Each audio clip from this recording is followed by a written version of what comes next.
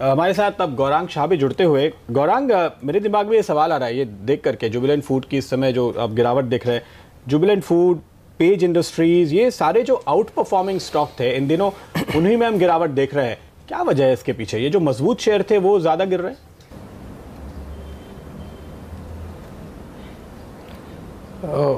गिरावट मेरे ख्याल से अच्छे शेयरों में खरीदारी का मौका मानना चाहिए हमें।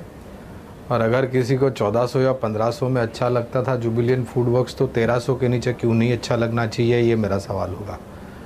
पेज इंडस्ट्रीज़ भी उसी तरीके से अगर आप देखने जाए तो 28-30 हज़ार के ऊपर का मेरे ख्याल से एक समय पर भाव हुआ करता था, आज वो नीचे है। एक चीज़ हमें नहीं भूलनी चाहिए, वो है भारत की जनसंख्या। 125 करोड़ के ज़्यादा जनसंख्या, और इसी जनसंख्या में 35% की जो आबादी है वो युवा पीढ़ी की है। अब वो तो पिज़्ज़ा और बर्गर तो खाएंगे ही, डोनट्स भी खाएंगे, और पर्सनल हाइजीन को लेकर के भी मेरे ख्याल से जो अवेयरनेस है प्रदीप, वो काफ़ी बेहतरीन तरीके से बढ़ा है। और मुझे लग रहा है कि ये दोनों कंपनियों में अगर आपका नज़रिया लंबी अवधि का है तो ख़रीदारी का बहुत बड़ा मौका है। सिर्फ एक ही दरखास्त होगी कि एक ही समय पर पूरे पैसे निवेश मत कीजिए, क्योंकि बहुत सारे स्थानीय रूप में इवेंट्स होने वाले, अंतर्राष्ट्रीय स्तर पर से भी जो खबरें आएगी उसे लेकर के बाज़ार में उठापटक होगी। उस उठापटक का फ़ायदा लेकर के मेरे ख्याल से आपको धीरे धीरे निवेश बढ़ाना चाहिए, लेकिन एज अ डिस्क्लोजर दोनों पर ही लंबी अवधि के नज़रिए से खरीदारी की राय है हमारी। चलिए गौरांग साहब, इसको ज़रा थोड़ी देर में डिस्कस करते हैं, और इस वक्त स्वागत करते हैं अश्विनी गुजराल साहब का दिल्ली से। गुजराल साहब, बताइए आपकी कौन कौन सी पिक्स हैं आज के लिए? देखिए, एक चीज़ तो ये है कि 10,600 से पिछली बारी 550 पॉइंट की रैली आई थी 11,150 तक। इस बारी जो है हम वहाँ से 50 पॉइंट भी रैली नहीं कर पा रहे हैं, तो ये बहुत क्लियर हो रहा है कि यहाँ पे वो सपोर्ट नहीं है जो कि ज़्यादा लंबी पुल बैक आपको दे पाएगा। तो एक तो फ़िलहाल शॉर्ट पोजीशंस लेके घर जा सकते हैं, क्योंकि इस बारी अगर ये 10, 580, 600 गया तो लंबी गिरावट भी आने का स्कोप बन सकता है। फ़िलहाल जो है कैनफिन होम बाय कर सकते हैं, 247 का स्टॉप, 260 का टारगेट। आरबीएल बैंक में बाय है, 548 का स्टॉप, 562 का टारगेट। और टाटा स्टील में बाय है, 484 का स्टॉप और 510 का टारगेट। गुजराल साहब, थोड़ी और बात करते हैं बैंक निफ्टी पे। कल आप हमारे साथ इसी वक्त जुड़े हुए थे और आपने कहा था कि भाई जब तक 3:30 बजेंगे इस इंडेक्स की बखिया उधर जाएगी। आज आपका क्या व्यू है इस इंडेक्स पे?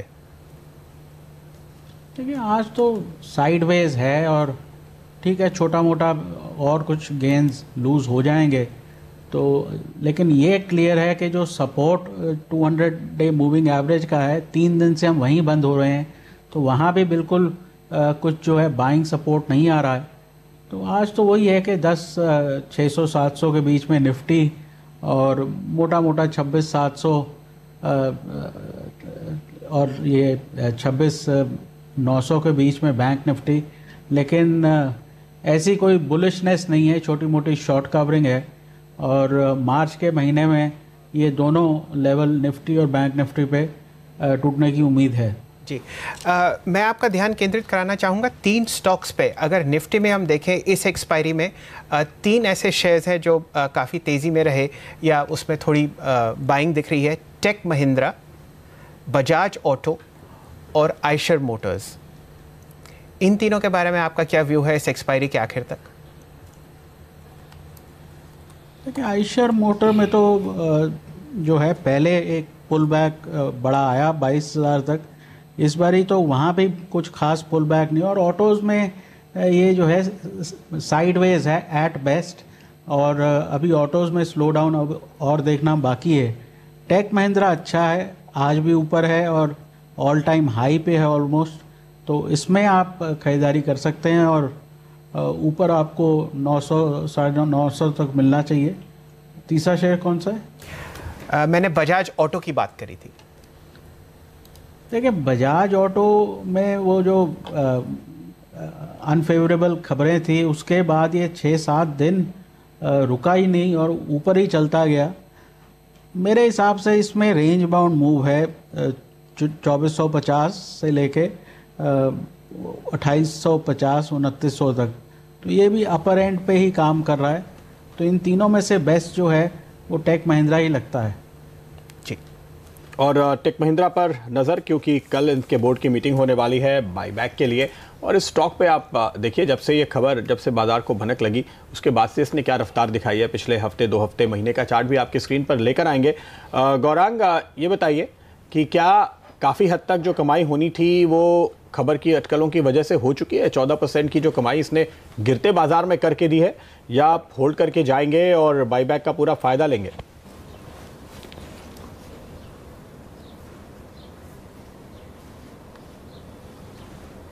सवाल मेरे लिए प्रदीप जी गौरांग। प्रदीप, पहले तो जल्दबाजी करके अगर आपने निवेश किया है तो बायबैक में टेंडर करने की हमारी कोई राय नहीं होगी, क्योंकि हमारा लक्ष्य ऊपर की तरफ 950 के ऊपर का है। और जिस तरीके से पिछले साल 1.5 साल में भारतीय आईटी सेक्टर और भारतीय आईटी कंपनियों ने प्रदर्शन किया है, आंकड़े लेकर के आए हैं, और उसके तत्पश्चात जो रुझान हुआ है, ये सब ध्यान में रखते हुए मुझे नहीं लग रहा है कि आपको, अगर निवेश किया है लंबी अवधि से प्रदीप, तो जल्दबाजी करनी चाहिए। हाँ, अगर बायबैक को लेकर के आपने छोटी मध्यम अवधि में खरीदारी की है तो आपको बेशक वहाँ पर जा कर के जो भी अपॉर्चुनिटी या जो भी समय आता है वहाँ पर आपको वो शेयर्स कंपनी को दे देने चाहिए बायबैक के लिए। लेकिन बायबैक के लिए भी जो रकम है और जो मात्रा में शेयर आएंगे उसी तरीके से प्रपोर्शनेटली ये बायबैक होगा। बट आईटी सेक्टर पर ऑल आज भले नास्कॉम ने जो टिप्पणी दी है उसको ध्यान में रखते हुए मैं ये कह रहा हूँ कि आने वाले समय में और भी बेहतर रुझान आ सकता है। गौरांग जी, आप बहुत फॉरेन इंस्टीट्यूशनल इन्वेस्टर्स से बात करते हैं और अक्सर ये देखा गया है कि इनमें काफ़ी सेलिंग आ रही है पिछले एटलीस्ट जनवरी और फरवरी में। क्या रुझान है उन लोगों का जो बाहर से पैसा लाते हैं और हिंदुस्तान के बाज़ार में इन्वेस्ट करते हैं? बाज़ार में 8-9 दिन की गिरावट दिख रही है और 10,500, 10,300, 10,000 की भी बात हो रही है निफ्टी पे। इसको देखते हुए कोई ऐसे फॉरेन इंस्टीट्यूशनल इन्वेस्टर्स जो आपसे बात करते हों, वो किन्हीं स्टॉक्स पे ख़रीदारी कर रहे हो रुक रुक के?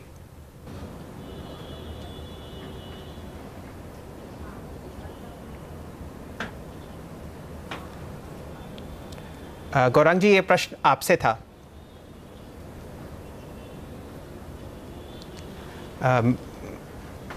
अच्छा, शायद उनकी इस वक्त उनसे संपर्क गिर गया। इस वक्त एडवांस डिक्लाइन नंबर देखते हैं। आप देखिए, वो लाल जो लाइन है वो धीरे धीरे ऊपर जाती रही है सुबह से। इस वक्त 1220 लगभग शेयर ऐसे हैं जो बाज़ार में बढ़े हुए हैं और लगभग 900 शेयर्स इस वक्त गिरे हुए हैं। प्रदीप जी, आपकी कोई राय इस पर? तो बाजार में फिलहाल ऐसा लग रहा है कि कॉन्फिडेंस नहीं है। जो स्टॉक बढ़ रहे हैं वहाँ पे लोग बहुत जल्दी प्रॉफिट बुक करके निकलने के चक्कर में। लेकिन देखिए, अगर वो हमारे कॉल्स पे ट्रेड कर रहे हैं तो शायद उनका कॉन्फिडेंस इतना लूज नहीं होना चाहिए। अडानी पोर्ट्स, जो सुमित ने बताया था आने के साथ ही, वो स्टॉक हमारे बात करने के बाद 1.5% और ऊपर चढ़ चुका है। एक बार वो चार्ट लेकर आते हैं, देखिए आपके सामने स्क्रीन पे। इस समय दिन के हाई पर ट्रेड करता हुआ ये स्टॉक आपको दिखाई देगा अडानी पोर्ट्स का। तो खरीदारी जहां दिख रही है, ऐसे भी कुछ स्टॉक हैं जिन पर आपकी नज़र होनी चाहिए। हालांकि कमज़ोर होने वाले शेयर्स की तादाद लगातार बढ़ती हुई। एक और स्टॉक है, वो है JSPL, और इस पर हम एक बार रिव्यू करते हैं। अल्पेश, इस पर आप कॉल दीजिएगा। आज सुबह जब हमने रजत बोस हमारे साथ थे, उनसे पूछा कि आपको स्टील में एक स्टॉक कौन सा अच्छा लगता है, आज हमें अच्छा दिन लग रहा है, तो उन्होंने JSPL चुना था। और अगर किसी ने सुबह हमारे साथ खरीदारी की, 1.5% ऊपर था, 4% कमा चुके हैं। क्या ये पोजीशन लेकर जाना चाहिए या आप काट के जाएंगे? नहीं प्रदीप, लेके जा सकते हैं। मैंने जस्ट बताया इसको, जिस तरह से लोअर लेवल में कंसोलिडेट भी हुआ है। अब आपका स्टॉप लॉस जो होता है उसको आप ट्रेल कर सकते हो। 144 का स्टॉप लॉस लगाए और ऑन द अपसाइड में मैं समझता हूँ पहला जो टारगेट बनेगा करीबन 154 और उसके बाद में 158 तक के आपको लेवल्स देखने को यहाँ पे मिलेंगे। चलिए, गौरांग शाह साहब से बात करते हैं, अगर उनका संपर्क दोबारा जुड़ गया हो तो। गौरांग जी, आपको मेरी आवाज़ आ रही है क्या? जी हाँ, और आपका प्रश्न विदेशी संस्थागत निवेशकों की तरफ से जो बिकवाली हो रही थी उसके ऊपर था, और कुछ जोड़ना चाहे तो बता दीजिए आप। जी हाँ, मैं ये जानना चाह रहा था कि काफ़ी बाज़ार में आवाज़ गूंज रही है कि 10,500, 10,300 और 10,000 के लेवल्स निफ्टी पे हमें देखने चाहेंगे। तो ये जो आपके मित्र हैं जो विदेश से पैसा यहाँ पे लाते हैं, कुछ क्या ऐसे स्टॉक्स हैं जिनमें वो रुक रुक के खरीदारी कर रहे हैं, बॉटम फिशिंग कर रहे हैं या नहीं?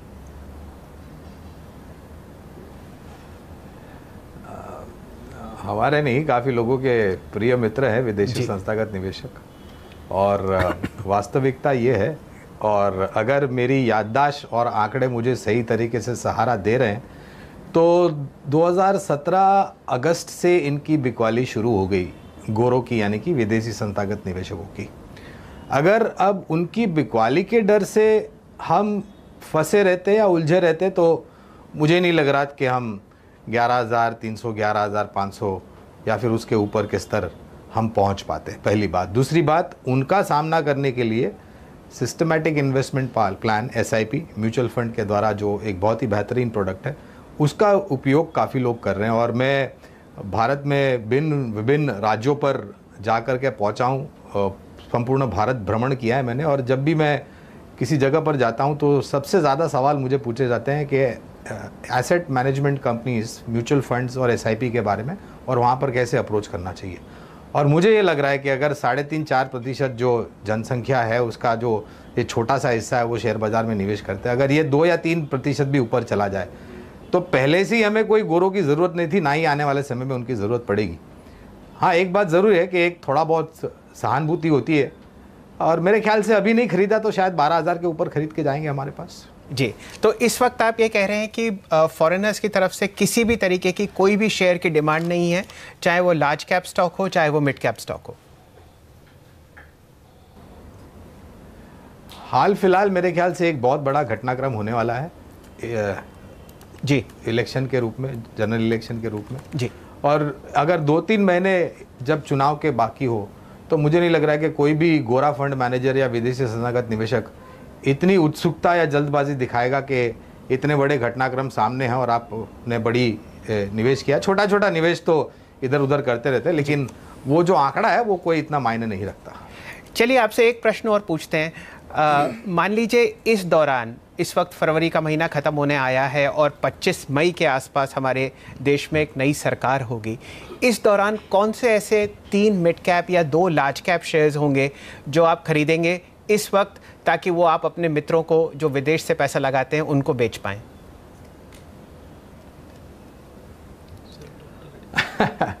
तो मिड कैप में खपत को लेकर के हम काफ़ी उत्साहित हैं, और वहाँ पर FMCG रिलेटेड स्टॉक्स काफ़ी अच्छे लगते हैं। डाबर, मैरिको हो गया।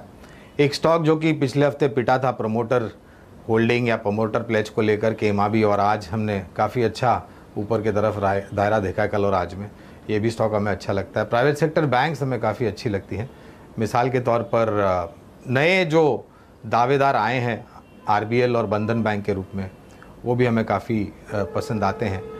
IT मिड कैप खास करके हमारी रुचि रही है, जहाँ पर NIT टेक्नोलॉजी, साइंस लिमिटेड, पर्स्टन सिस्टम और माइंट्री। और अगर आप इजाज़त दें तो फार्मा सेक्टर पर भी कुछ टिप्पणी करना चाहूँगा। हालांकि दिग्गज फार्मा कंपनियों में दिक्कतें एक नहीं अनेक हैं, लेकिन कुछ मझौली फार्मास्यूटिकल कंपनीज़ हैं।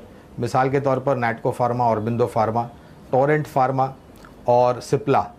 ये इन सब अगर आप कंपनियों के आंकड़े देखें तो काफ़ी बेहतरीन आए थे, और इनका प्रदर्शन भी दिग्गजों फार्मा कंपनियों के सामने काफ़ी बेहतर रहा है। ओके, आपने ये जो बातें की अभी तक, देखिए आपने दोनों एक्सपर्ट से आज पूछा कि क्या लेंगे इस समय, तो मुझे लग रहा है कंजम्पशन और मिड कैप IT ये फेवरेट थीम इस समय दिखाई दे रही है। हमारे दोनों ही फंडामेंटल एक्सपर्ट चाहते हैं कि वो इसके ऊपर ट्रेड करके चलना चाहेंगे और यहाँ पर नई पोजीशन लेना चाहेंगे। आपने कोई ट्रेड ढूंढा है इस बीच अल्पेश? प्रदीप, यहाँ पे डॉक्टर रेड्डी मैं समझता हूँ कि इंटरेस्टिंग शॉर्टिंग कैंडिडेट बन सकता है। सॉरी शैलेंद्र जी, मैं थोड़ी मंदी में हूँ तो मंदी की बात करूंगा। नहीं, जो बाजार का रुख है उसी में चलना चाहिए। हाँ जी हाँ।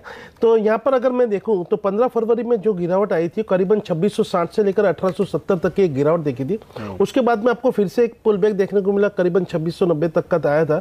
लेकिन जिस हिसाब से स्ट्रक्चर अब तैयार हो रहा है, अर्ली चार्ट भी देखिए, यहाँ पर डेली चार्ट में भी देखिए, ऑन द अपसाइड में स्टॉक को काफी रेजिस्टेंस मिल रहे हैं। तो मैं समझता हूँ अभी स्टॉक कहीं पे भी 2525, 2530 के पास में ट्रेड कर रहा है।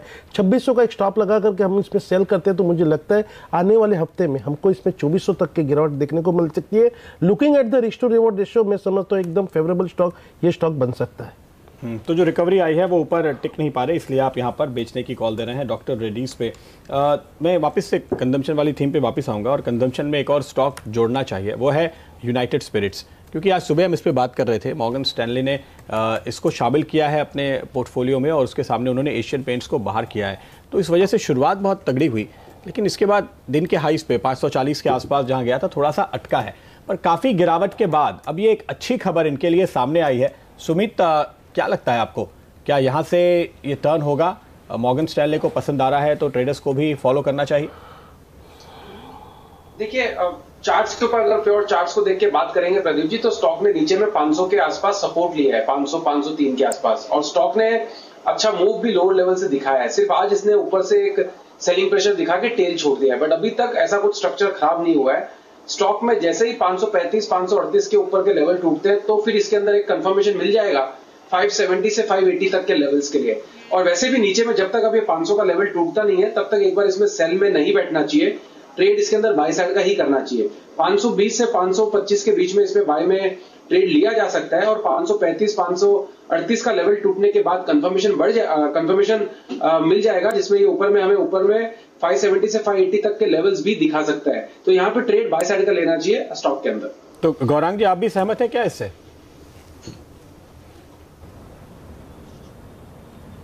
यूनाइटेड स्पिरिट्स की बात कर रहे हैं प्रदीप? जी स्पिरिट्स,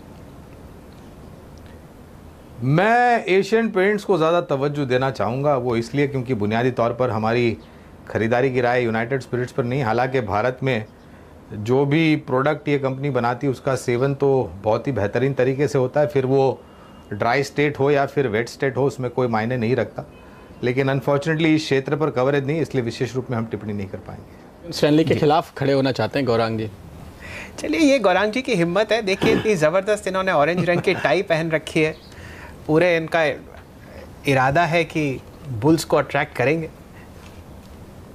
तो आगे बढ़ते हैं और नजर डालें कुछ और स्टॉक्स पे। कंजम्पशन की बात हम कर रहे थे। जी बताइए। हाँ गौरांग जी। नहीं, अच्छा है केसरी रंग ही पहना है, अगली बारी लाल रंग पहन के आऊँगा ताकि बुल्स को और भी बेहतरीन तरीके से आकर्षित कर सकूँ। बिल्कुल, उम्मीद हम ऐसी करेंगे।